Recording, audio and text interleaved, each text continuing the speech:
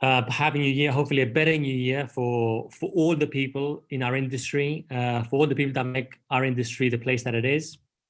And from my side as well, I would also like to extend my wishes and thoughts to the Roux family and all those of you who trained with Chef Albert, who worked with him, and who knew him very closely. May he rest in love. Before I start, I should stress, and I should say that, regardless of any steps that I took in my career, regardless of any good decisions, bad decisions, ideas that I came up, things that I implemented, none of that would have been possible without my colleagues, without the people that I worked with, and in general, the people that make our industry the special place that it is. So I need to extend my thank you to all those people that have helped me in my journey, helped me in the past to do all that I did to end up here today. And, I can only say that I wouldn't change a thing, and I'm very grateful for that. So I suppose my story in hospitality began where I currently am now. I'm in Corfu, an island in the northwest of Greece. I actually started working summer jobs when I was 12 and 13. One of those restaurants is still around, very good friends, family friends. And it was those 2 summers that I really sort of started falling in love with it. Although I suppose that the story gets cemented in '97 when my parents decided to open their own restaurant. And I worked with them throughout my teenage years and up until my early 20s, holidays, weekends. Whenever I was off school, I would always help them as part of the support of the family. And, they hadn't opened a restaurant before, so I had to bring any knowledge that I had. So luckily I had done 2 summer jobs, so I knew a bit about how to work in a restaurant as a waiter, which was a great help. But I also used my observation techniques that we all have, something that's very, very human, to look and observe and try to take in what you're seeing from things that I saw on TV or movies or whenever we went out to another restaurant with the family. And I would try and sort of decode what was happening and see if I could use it in our family business. And also, I would observe then the guests, what worked, what didn't work, what I liked, what I didn't like, and what fitted with our own restaurant. And observation is something that now obviously I look back and I can see that I used to do it quite a bit. Now I do it obviously with greater awareness, and I think that's definitely one of the things that I would put into my if I had to sort of like talk about my ethos or the way I work, I think observation, which again is such a human experience, can have such a massive effect in the way we work if it's done with mindfulness and awareness. I suppose from those years, one of the guiding idea that I took, I still have with me. I took it throughout my journey in this industry, was the respect towards the guests, towards their time, the business they brought, the decision that they took to come and visit the family restaurant, because I realized without anyone telling me that their enjoyment of the restaurant or not would have a massive effect on not only the business but also the family. So I understood from a very young age how important it was to take care of guests that came to the restaurant, and that's something that I tried to implement and share with my colleagues throughout the years that I worked in the industry.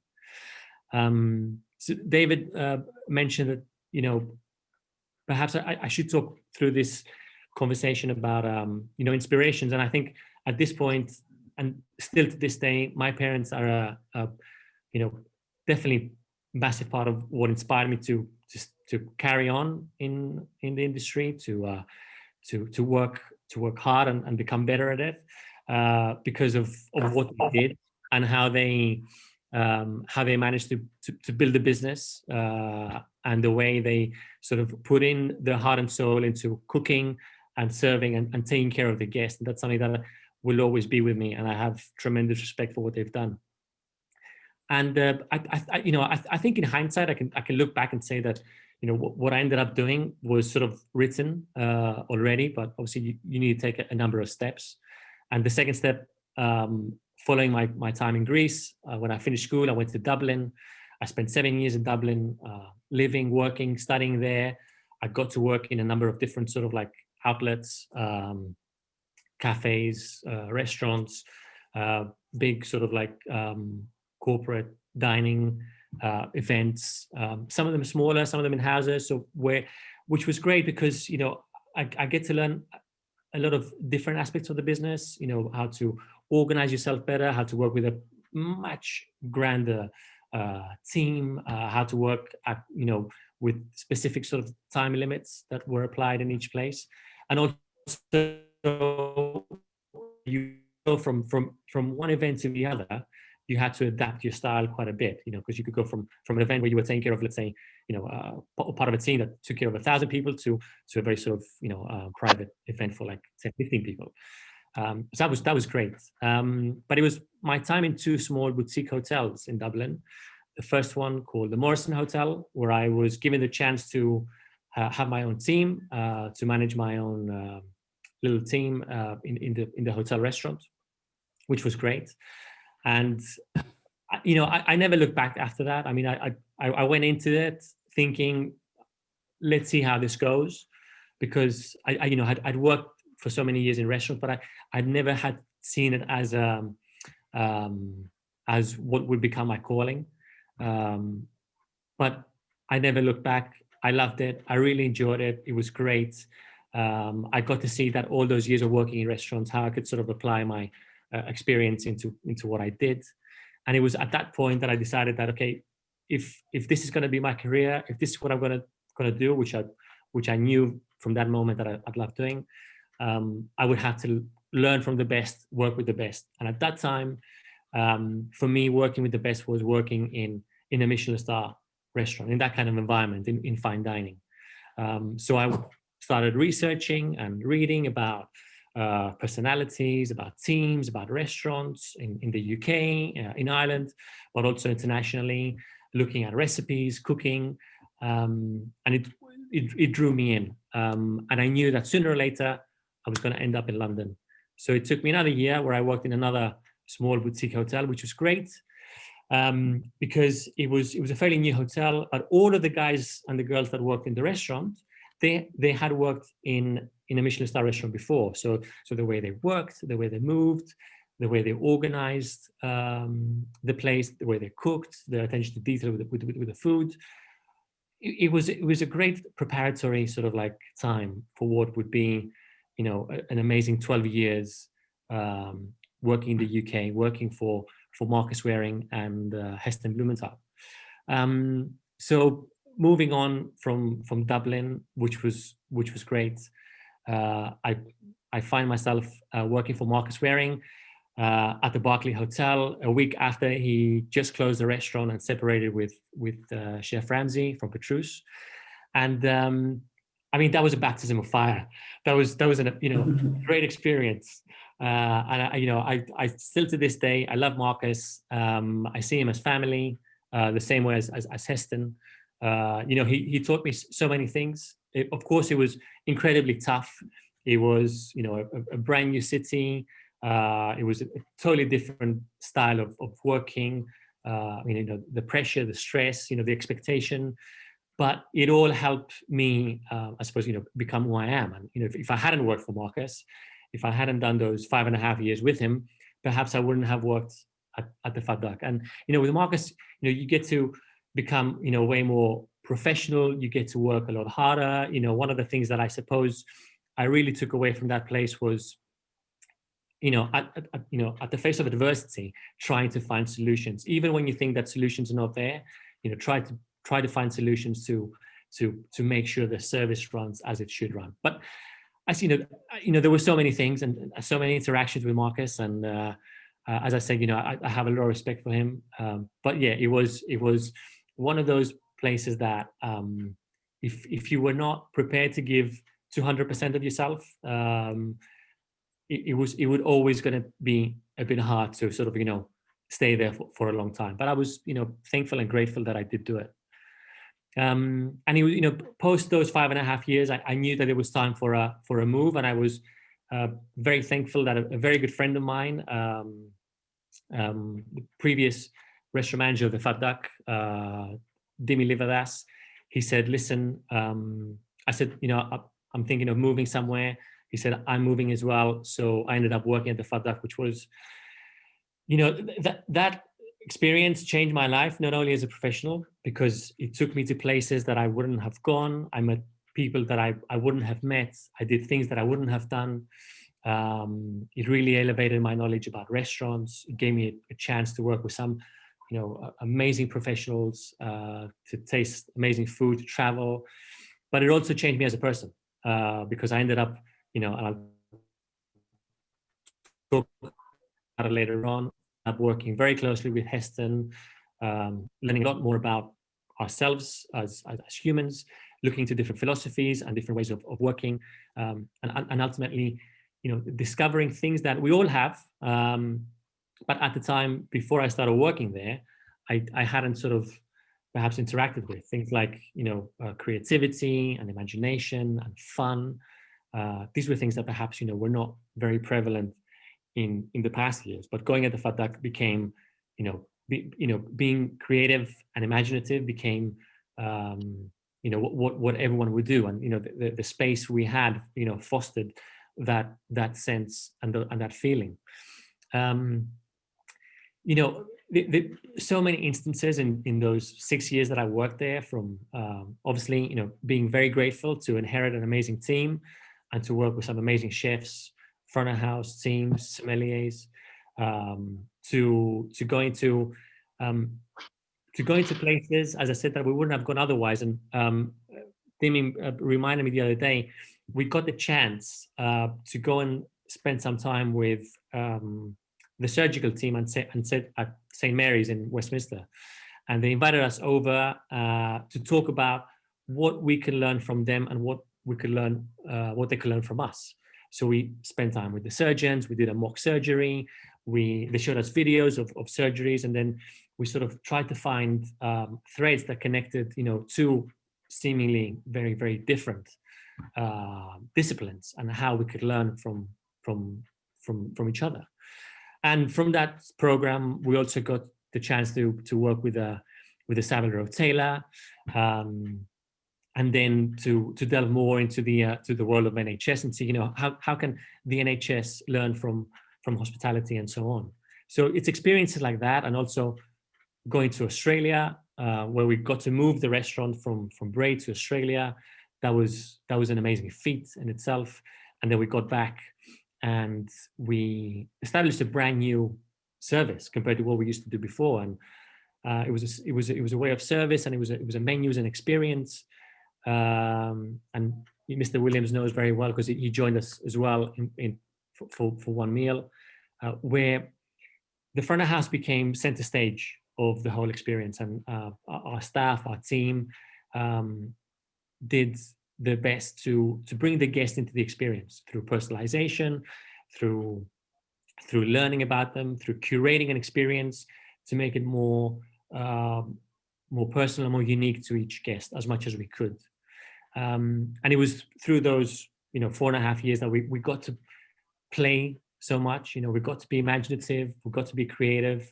We made mistakes, and we learned from our mistakes. And I think part of David also mentioned, he said, tell us a bit about your ethos. And I think my ethos is, I suppose now if I had to boil it down, is being human, right? It's working with imagination, it's working with integrity, with honesty, with fun, being aware and mindful of where you are, who you're working with, who you are, how you feel, bringing in self-agency and self-care.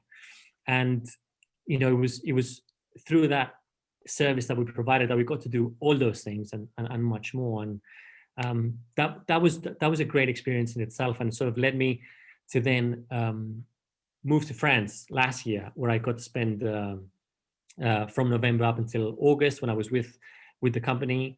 I worked closely with Heston in the south of France, where we set up a little center for research, and it was research into foods, our relationship with foods, researching into water, and also looking into different philosophies, different thoughts, and how we could sort of take all these pieces that look very, very different, but make them into a puzzle that would have a big impact on the restaurant experience, on the guest experience, but also talking about the fact that because he had different outlets, but also his products with waiters, etc. How we could sort of use storytelling and creativity on any exchange we had with our guests, with our customers, and the people that came to us. So that was, I mean, yeah, that was amazing, and I would, so much learn from that, and so much of that has made me, who I am today, and obviously still evolving, still learning, but that time I spent with Heston was amazing. Now, I mentioned self-care, and before I sort of go towards finishing, I'll share this with you, because back in November I did a 3-day yoga course, and it was an immersion course. It was done online, and the key idea of those 3 days was self-care and how to administer self-care to yourself. And it made me think a lot about our industry, where we take care of guests on a daily basis, sometimes in small cafes, small restaurants, sometimes in massive events, but we take care of guests. But sometimes I think, or I feel, especially, I suppose, looking back from my own experience, do we spend time taking care of ourselves? And what I learned through these 3 days, something that I suppose I knew from before, was that the more you're able to show self-care to yourself, and to show self-care to yourself with honesty, with love, the more chances we have to show self-care to others. And I think that is something that I sort of, looking back now, I realized that the more I was able to look at myself and be honest with myself, and take care of myself, and how I lived and how I worked and how I operated and how I thought of what I did, whether it was right or wrong, it definitely had a big impact on my day and how I then dealt with the guests that came in the restaurant. So there's, I mean, and there's a lot to that, and I hope I get the chance sort of bring it into whatever I do next. Now, Daniel also mentioned, he said, perhaps you could bring in a funny story, and I suppose I'll connect this to the idea of self-care, because when he said to me, if you do have a funny story to bring in, please mention it. And then I thought, I mean, after all those years, there must be some funny stories, right? But we tend to, and I know I did it. I tend to sort of like focus on the harder days to learn from them, to become better, or to make sure you don't repeat those mistakes. But then I thought about it a bit more, and we had a waiter, part of the storyteller team, great guy. He was from France, fantastic pedigree. He joined us from a very classical environment. He used to work for Alain Ducasse. But after a couple of weeks, he really got into what we did. And, the guests would come in the restaurant. And before that, we would get in touch with them. We would curate the experience. So the storyteller, almost from beginning to end, would be the main contact. So he got in touch with the guests. They obviously shared some information. And I suppose during a phone call, the conversation must have gone something like this. Is there anything else that you might want to share? Something that sort of you remember from your experience, going to holidays down to the South Coast, etc. And the lady mentioned something about Brighton Rock. She goes, Brighton Rock was always a feature of my holidays. So he wrote it down, because we had a bit of time in between the phone call and the guest arriving. He decided, I'm going to go to Brighton and get some Brighton Rock. So he went on the beach. He found the nicest rock that he could find. He brought it back. He cleaned it. He prepared it. He wrote a very nice message. He goes to the table with this massive smile, thinking, I'm going to make this kid so happy. There's your Brighton Rock. Cue awkward moments of someone looking at a rock thinking, what is this?